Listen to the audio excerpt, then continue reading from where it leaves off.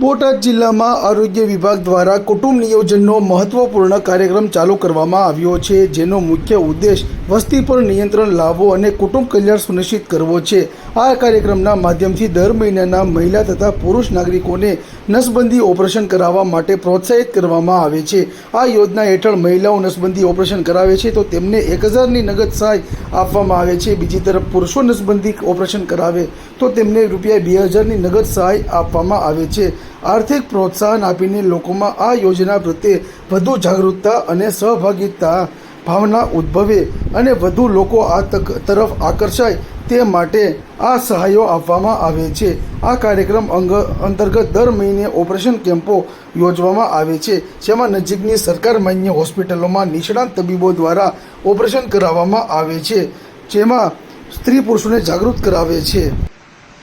આપનો પરિચય? મારું નામ વિપુલભાઈ ડાભી, જિલ્લો બોટાદ, તાલુકો ગઢડા।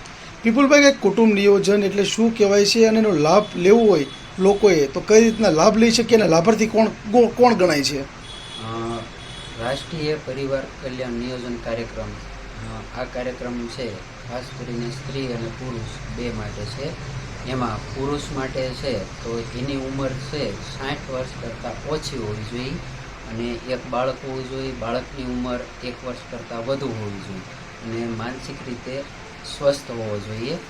અને સ્ત્રી માટે પાત્રતા જોઈએ તો એની ઉંમર 22થી 49 વર્ષની વચ્ચે હોવી જોઈએ અને એક બાળક હોવું જોઈએ અને એ બાળકની ઉંમર 1 વર્ષ કરતાં વધુ હોવી જોઈએ। તો આ કાર્યક્રમમાં શું કરવાનું હોય છે?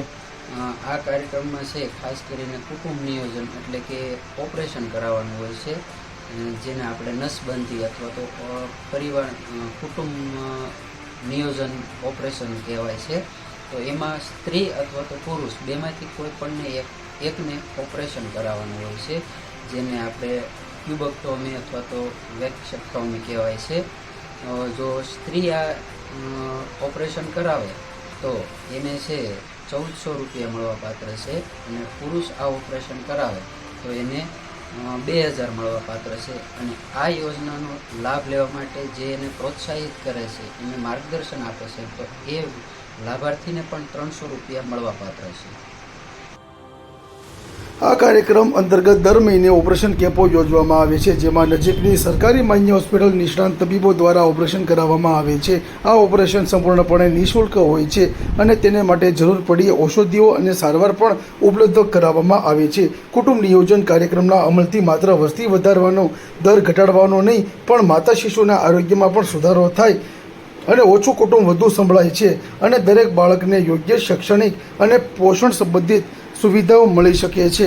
આ કાર્યક્રમથી સમાજમાં મહિલાઓ અને પુરુષો બંને માટે સુસ્થિર અને સુખદ જીવનદાયી વ્યાપ વધે છે।